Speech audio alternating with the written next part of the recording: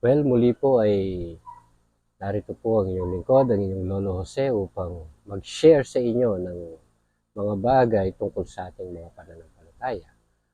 Mga giliw ko pong taga-subaybay, nais ko lamang po sanang ituro sa inyo ng mas malinaw ang tungkol sa tinatawag na relihiyon. Marami po kasi ngayon na mga relihiyon ang nagsasabi na hindi na kailangan ng relihiyon. Maraming mga paniniwala ngayon na nagkalat sa atin dito sa ibabaw ng sanlibutan na hindi raw kailangan ng relihiyon ng tao. No? Hindi na kailangan.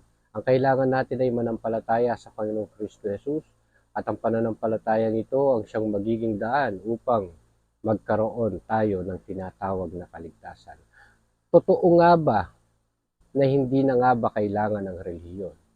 Pero bago natin pasimulan ang ating pag-aaral, kailangan po muna nating alamin kung ano nga ba ang kahulugan ng salitang relihiyon. Gusto ko po itong linawin upang hindi tayo maligaw sa ating magiging pag-aaral. Ang relihiyon po ay galing sa salitang Latin na religare. No? At ang ugat na salita po nito ay galing sa salitang Griego na threskia. At sa Ingles ay religion. Ngayon po, ano ang kahulugan sa salitang Latin ng religare? No? Yung pong ito po ang kahulugan nito. Again, kasi maralas nating ginagamit yung Halimbawa, re-elect, reconnection. Yung ay again. No? Muli sa Tagalog. At yung ligare, ang ibig sabihin nito ay to bind or to connect. No? So kung pagsasamahin natin yung relegare, na ang kahulugan nito ay relihiyon, ang ibig sabihin po nito ay muling pakikipag-ugnay, muling umugnay. Kaya ang relegare o ang relihiyon, ang kahulugan nito, muling pakikipag-ugnay sa Diyos. Yung pong sa Griego na treskia, treskia, kung atin pong aalamin ang kanyang kahulugan, ang kahulugan po nito ay religious worship. Sa Tagalog po ay pagsamba, pagsamba, to which consist of ceremony, religious discipline, yan, or religion. Yan po ang kahulugan ng treskia. Ito naman po sa English, yung religion, galing po ito sa salitang sa Old French, religion. At ang pinagkunan po nito ay yung religo, na ang ibig sabihin ay good faith or ritual. Yan po ang kahulugan ng salitang relihiyon. Muling pakikipag-ugnay, pagsamba sa Diyos, yan po ang kahulugan yan. Kaya nga ngayon, kailangan ba nating ng muling pakikipag-ugnay sa Diyos? Kailangan ba natin ng pagsamba sa Diyos? Itanong po natin sa banal na kasulatan. Pasimulan po natin ang pagbabasa. Sang-ayon po sa Malakyas, ang kapitulo ay 3, ang bersikulo po ay 7. Ganito po ang ating mababasa. Inyo pong matamang pakinggan. 3 at 7. Mula ng mga kaarawan ng inyong mga magulang, kayo'y nangagpakaligaw sa aking mga tuntunin at hindi ninyo tinalima. Manumbalik kayo sa akin at ako'y manunumbalik sa inyo, sabi ng Panginoon ng mga hukbo.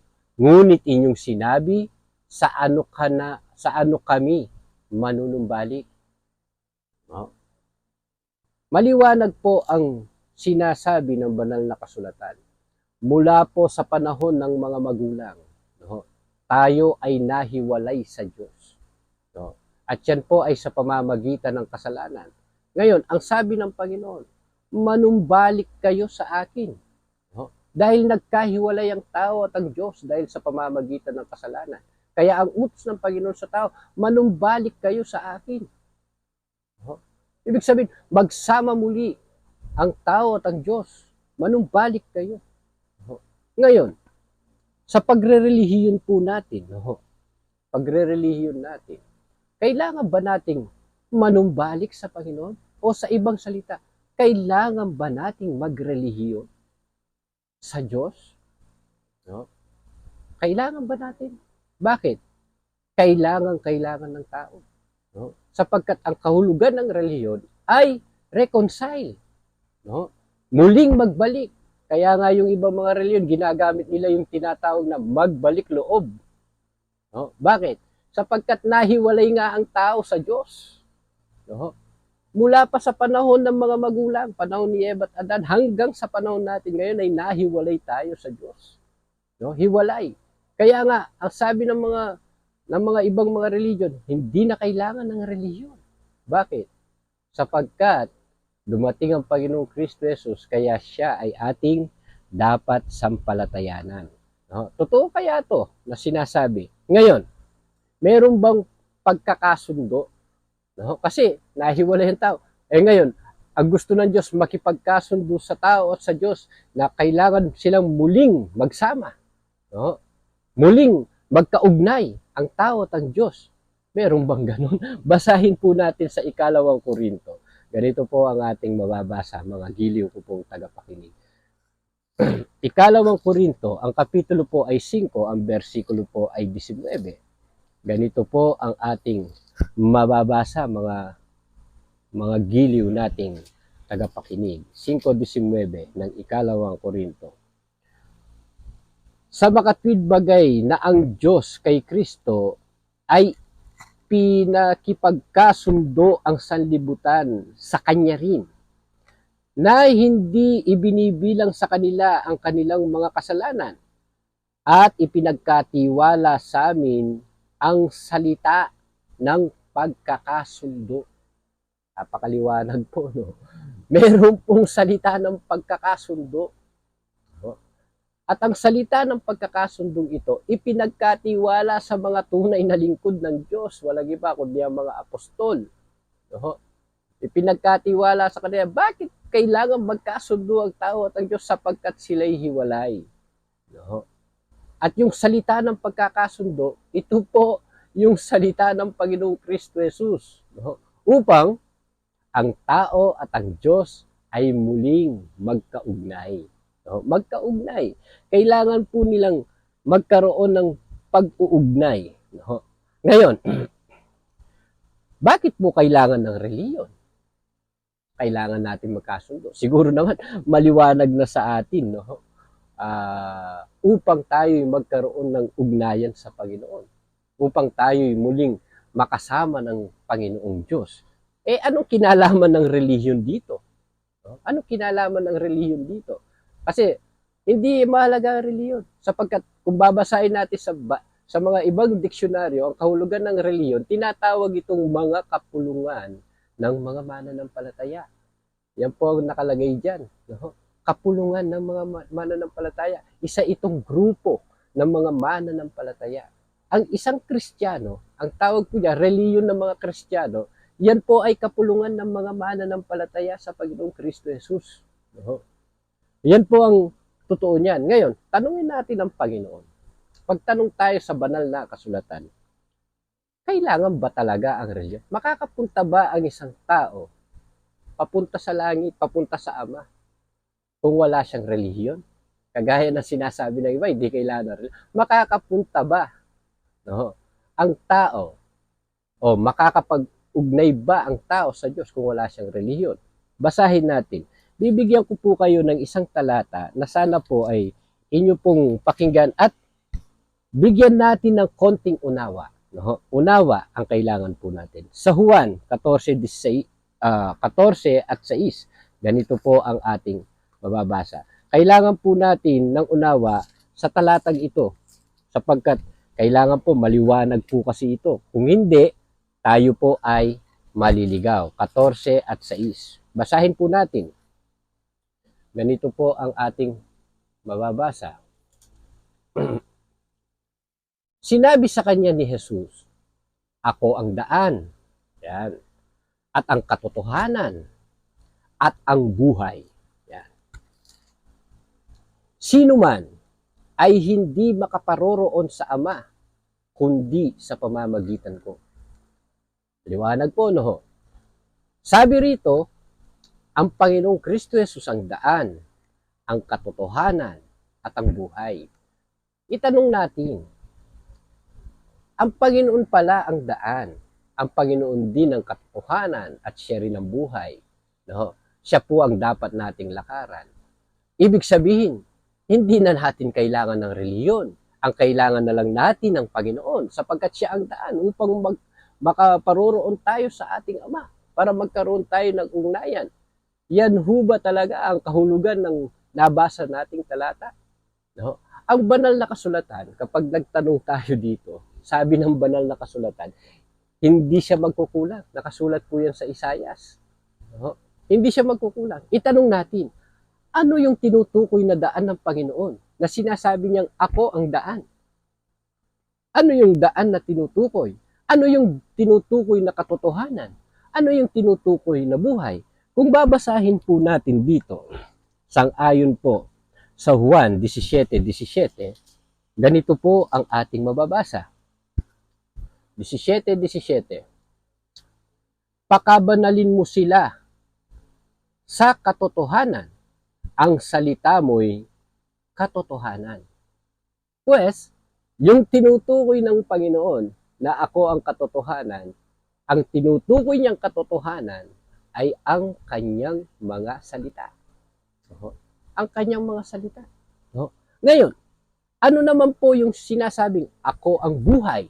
Ano po yung tinatawag na buhay? Sang-ayon po sa Kawikaan, ganito po ang ating mababasa, mga giliw nating tagapakinig. Kailangan po malawak po ang ating unawa tungkol po rito. 4 at 13. Ganito po ang mababasa po natin. 4 at 13. Hawakan mong mahigpit ang turo, huwag mong bitawan. Iyong ingatan, sapagkat siyang iyong buhay. Ang tinutukoy na buhay ng Panginoon, no, na sinasabi, ako ang buhay, ang tinutukoy niya po roon ay ang mga turo. No? Turo.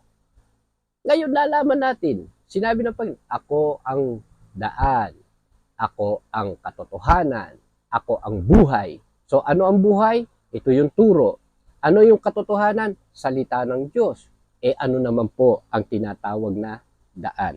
Sang-ayon po dito sa Gawa 24:14. Ganito po ang ating mababasa. 24:14. Ito po ang ating mababasa.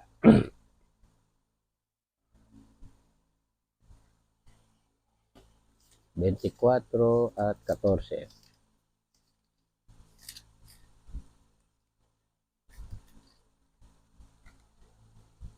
Ngunit ito ang ipinahahayag ko sa inyo, ayon sa daan na kanilang tinatawag na sekta. Ay gayon ang paglilingkod ko sa Diyos, ng aming Diyos ng mga magulang, na sinampalatayanan ang mga lahat ng mga bagay alinsunod sa kautusan at nasusulat sa mga propeta. Sabi po ni Apostol Pablo, ngunit ito ang ipinahahayag ko sa iyo, ulitin ko po, na ayon sa daan na kanilang tinatawag na sekta, ay gayon ang paglilingkod ko sa Diyos ng aming mga magulang na sinampalatayanan ang lahat ng mga bagay alinsunod sa kautusan at nangasusulat sa mga propeta. So may tinatawag na daan at ang daan na yan ay sekta. Sekta. Daan. Yan po yung sekta. Tandaan po ninyo, marami po ang tinatawag na relihiyon. Ibig ko pong sabihin, maraming ginawang paraan ang tao patungkol sa pakikipag-ugnay sa Diyos. Unang-una, yung mga Buddhism. No? Marami pang mga relihiyon na paraan ng kanilang pakikipag-ugnay sa Diyos. No? Sabi po rito, Ano yung daan? Ako ang daan, sabi ng Panginoon. Niliwanag sa atin. Ang tinatawag na daan, yan po ay ang tinatawag na sekta. Ano naman gagawin natin sa daan? Sa sekta. Ano po ang dapat natin gawin sa daan? Di dapat nating daanan. No? Ngayon, tanong natin sa Biblia. Itanong natin, ano ba ang gagawin natin sa tinatawag na daan?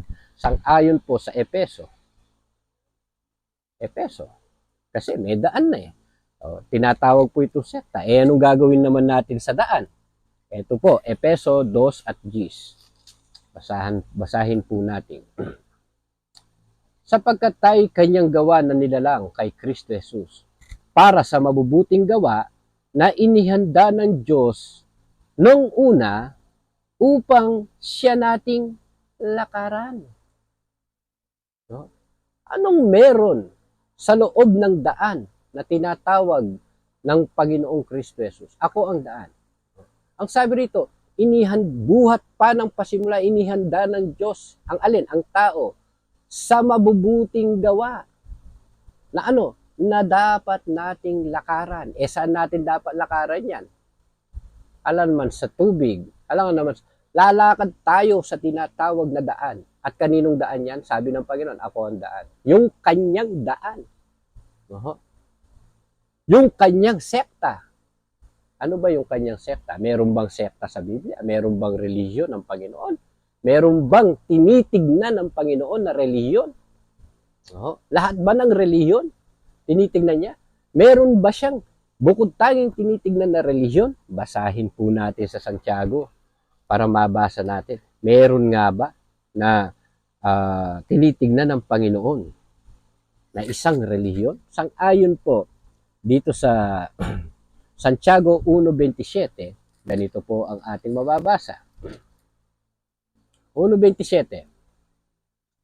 Ang dalisay na relihiyon at walang dungis sa harapan ng Panginoong Diyos at Ama ay ito, dalawin ng mga ulila ang mga babaeng bao sa kanilang kapighatian at pag-ingatang walang dungis ang kanyang sarili sa sanlibutan.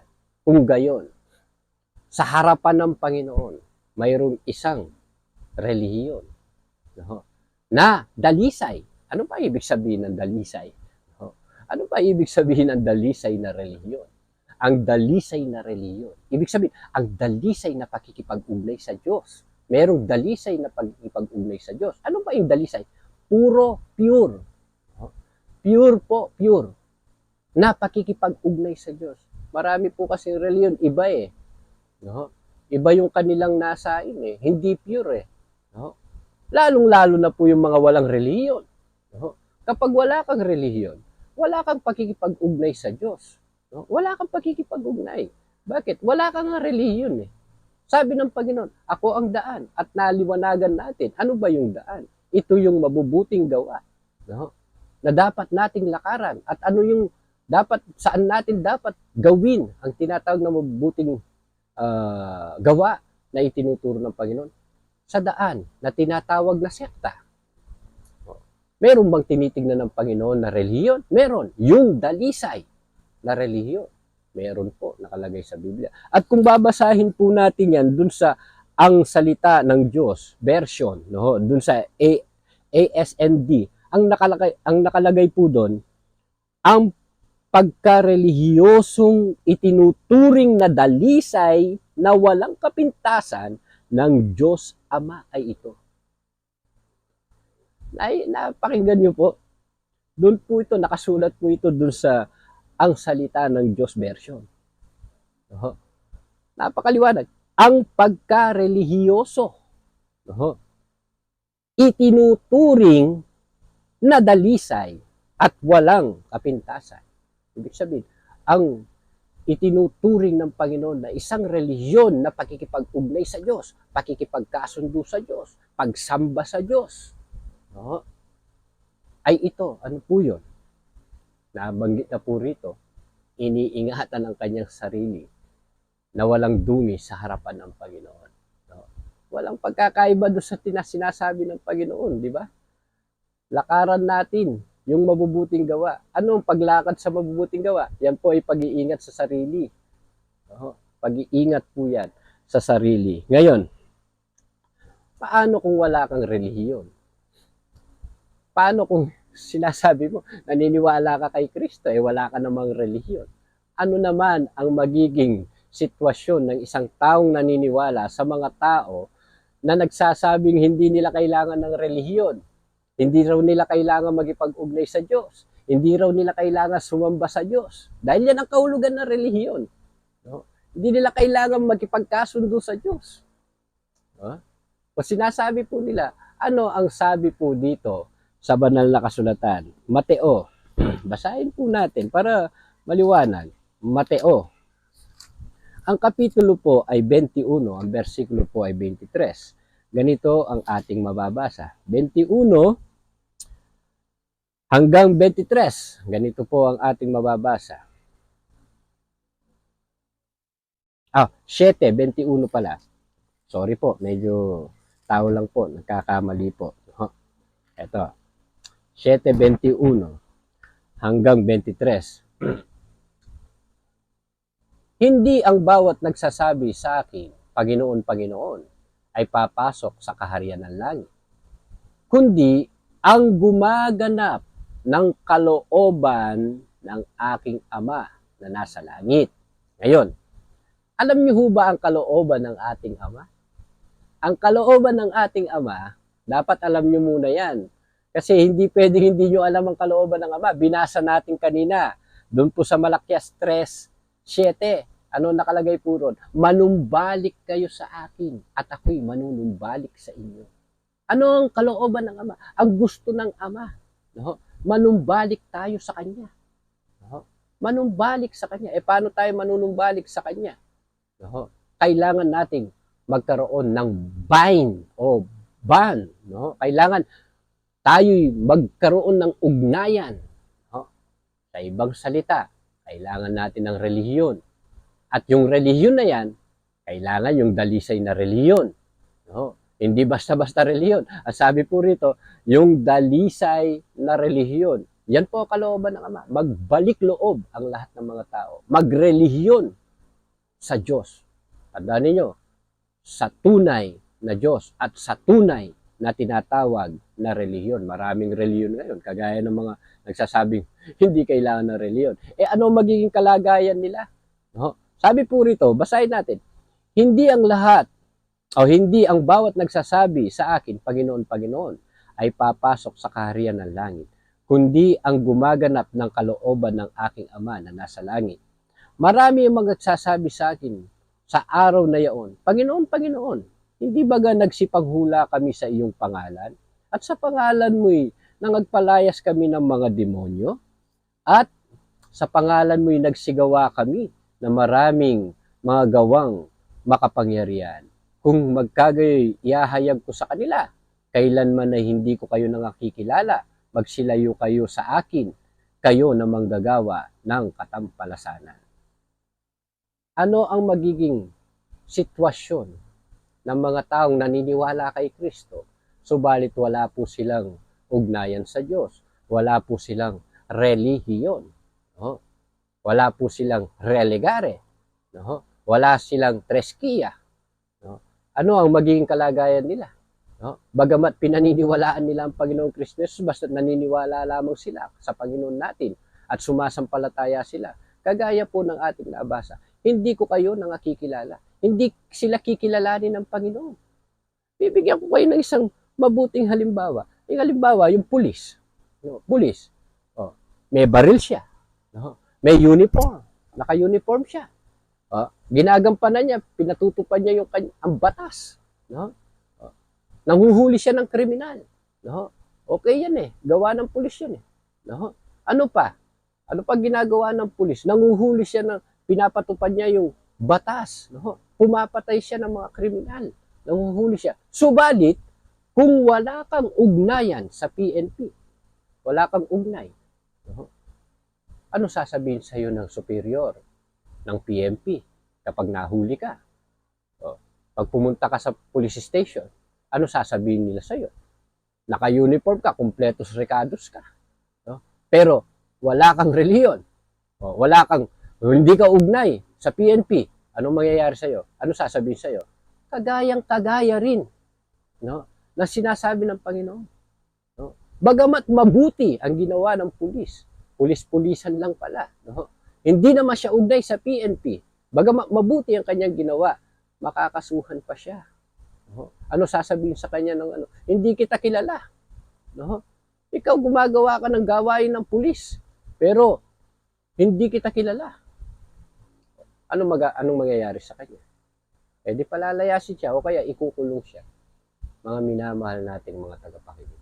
Kaya kailangan natin ng relihiyon. Kung ang tanong natin, makapagliligtas ba ang relihiyon? Makapagliligtas ba ang relihiyon sa kaluluwa ng tao? Ang sagot po doon ay oo. Makapagliligtas po yan. Bakit? Bakit po? Sapagkat ang pagrelihiyon, yan ang pasimula ng paggawa ng mabuti ng tao. Ang pagrelihiyon. Kaya yung mga nagsasabing hindi kailangan ng relihiyon, huwag na kayong magsumama sa taong yun. Dahil hindi naman kailangan eh. Kung ano man ang kinalalagyan ng inyong mga samahan, o ng anyo, kung kayo po ay Catholic, kung kayo ay ano pa mang religion mo, ayoko na po magbanggit ng mga religion. Kung ano man ang kinalalagyan ninyong religion, huwag na kayong umalis, huwag kayo sumama sa taong yun. Bakit? Hindi naman po kailangan ng religion. Ibig sabihin, wala po siyang relihiyon. Wala po siya relihiyon. Hindi po siya ugnay sa Diyos. Wala siyang kaugnayan sa Diyos. Ibig sabihin lamang po nun. Yun po ang kanya sinasabi, hindi natin kailangan ng relihiyon. Marami po kasing relihiyon ngayon. Subalit, meron pong Biblia. Ang Biblia ang magtuturo kung alin ang tamang pakikipag-ugnay sa Diyos. Yung tamang gawin mo, yung tamang pagsamba sa Diyos, kailangan na kaugnay sa banal na kasulatan. Kailangan na nandito ang iyong pananampalataya. Huwag kayong maniniwalang hindi kailangan ng reliyon. Pag sinabi niyong hindi kailangan ng reliyon, ang sinasabi ng taong yan, huwag kayong makipag-ugnayan sa Diyos. No? Kanino siya umuugnay? Dalawa lang naman ang kaharian dito sa mundo eh. Sa spiritual na mundo eh. Ano yan? Kaharian ng Diyos at kaharian ni Satanas. No? Nililigaw ninyo ang maraming tao. Kailangan ng tao ang relihiyon, hindi po totoo ang sinasabi po ng marami na hindi kailangan ng relihiyon. Bakit? Ang kanilang ginagawa, paniniwala sa Diyos, yan po ay pagre-relihiyon. Yung kanilang ginagawang pagsamba, yan po ay pagre-relihiyon. Ang paggawa ng mabuti, no? Yan po ay pagre-relihiyon. Yan po ang katunayan na tayo'y nakaugnay sa Diyos. Kapag hindi po siya o kung wala po siyang relihiyon, hindi po siya ugnay sa Diyos. Yan po sinasabi ng Panginoon na kailanman ay hindi sila nakilala bagamat gumagawa sila ng mga mabubuting gawa. No? Sapagkat bakit? Maliwanag na sinabi ng Panginoon, ako ang daan. At ang daan na tinutukoy, yan po yung sekta. At ang sekta, anong gagawin doon? Doon inihanda ng Diyos yung lahat ng mabubuting gawa, mga kaibigan. No? At kung wala kang ugnayan sa Panginoon, wala kang pagsamba sa Diyos, maliligtas ka ba ng paniniwala at pananampalataya mo sa Panginoong Kristo Jesus?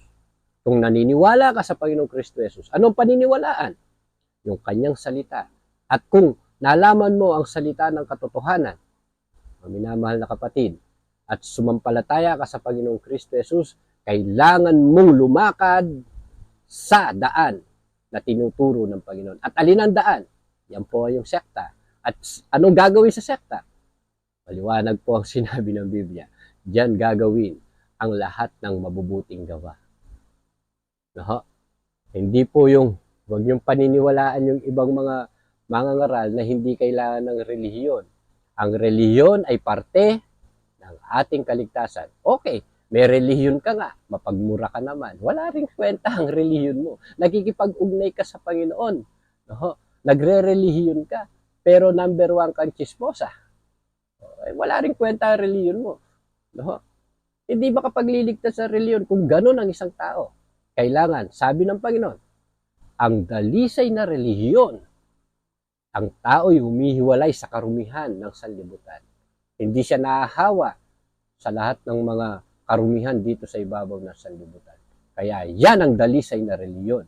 Kung isang tao ay nagrelihiyon at nakipag-ugnay muli sa Panginoon at nagbalik loob, no, yan po ay tinatawag na pagre-relihiyon, mga kaibigan. Ngayon, kung may mga katanungan po kayo at kung may mga kamalian po ako na nabanggit, no, pwede niyo po akong i-correct. Dahil ako po'y tao lang.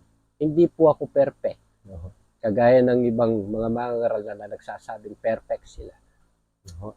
At kung sinasabi nila, gagamitan nila ako ng talata, ng mga talatang pananampalataya sa Panginoon ay nabasa nila ay ligtas na. Tama po yun. Sumampalataya ka sa Panginoon ay maliligtas ka talaga. Ano ang tamang pananampalataya kay Kristo Jesus? No? Kapag sumampalataya ka sa Panginoon, kung tama ang pananampalataya natin sa Panginoon, sasabihin mo, kapatid, sasabihin mo, kailangan nga talaga ang tinatawag na relihiyon. Sasabihin mo. Pero kung mali ang turo ng inyong mga pastor na sumampalataya ka lang, ligtas ka na, at hindi niya sinabi ang paraan at kung paano maliligtas ang tao, at kung sasabihin niya sa iyo, magbalik loob ka, no? At sinabi niya, hindi relihiyon yon, hindi nag-aaral ang inyong pastor. Ang pagbabalik loob, yan po ay muling pakikipag-ugnay sa Diyos. At ang pakikipag-ugnay sa Diyos sa salitang Latin, relegare, ibig sabihin, muling pakikipag-ugnay. At sa salita natin, tinatawag nating relihiyon. Relihiyon, muling pakikipag-ugnay sa Diyos. Muling pagkasundo sa Diyos. No? Pagbabalik loob. Pagbabalik loob. Yan po ang ibig sabihin ng salitang relihiyon. Pag-aralan po ninyo. Ngayon ay napaka-high-tech na. Pwede po ninyong i-search. No? Pag-aralan. Kapag-aaralan po ninyo ang salitang relihiyon. Napakadali po ngayon. Pagkatapos i-search ninyo sa Google, makikita po ninyo lahat na ang katotohanan. At ang katotohanan po, mga minamahal na kapatid, walang iba, kundi ang banal na kasulatan. Nakasulat po rito. Lagi ko pong binabasa yung tinatawag nilang sa Isaiah 34:16. Ganito po ang ating mababasa. Babasahin ko bago po tayo magtapos. Para po sa ating mga tagapakinig. Ito po ang huling talatang may pagkakaloob ko. Lagi ko po itong binabasa para sa inyo upang hindi po tayo maligaw sa ating mga pananampalataya. No? Basahin ko po. Inyong saliksikin sa aklat ng Panginoon at inyong basahin. Kahit isa sa mga ito ay hindi magkukulang. No? Walang mangangailangan ng kanyang kasama sapagkat iniutos ng aking bibig at pinisan sila ng kanyang espiritu.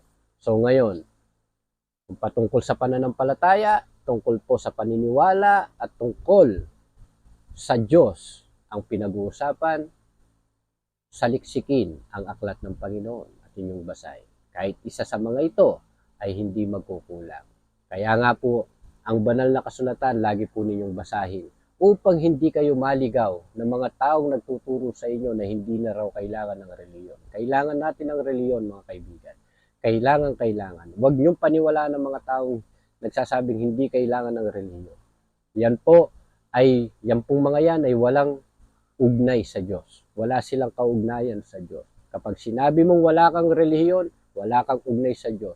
Kahit tinawag mo pa ang Panginoong Kristo Jesus, kahit tinatawag mo pa ang Panginoong Kristo Jesus, kung wala kang relihiyon, wala kang ugnayan sa Diyos. Sapagkat ang kahulugan na salitang relihiyon, pakikipag-ugnay sa Diyos. Karampatang pagsamba, no? Kalipunan ng mga mananampalataya. No? Ayan po ang kahulugan ng salitang relihiyon. So, siguro naman po, hindi na po kayo maliligaw. Kaya huwag po ninyong paniwalaan. Mag-aral at mag-aral, magsaliksik ng magsaliksik.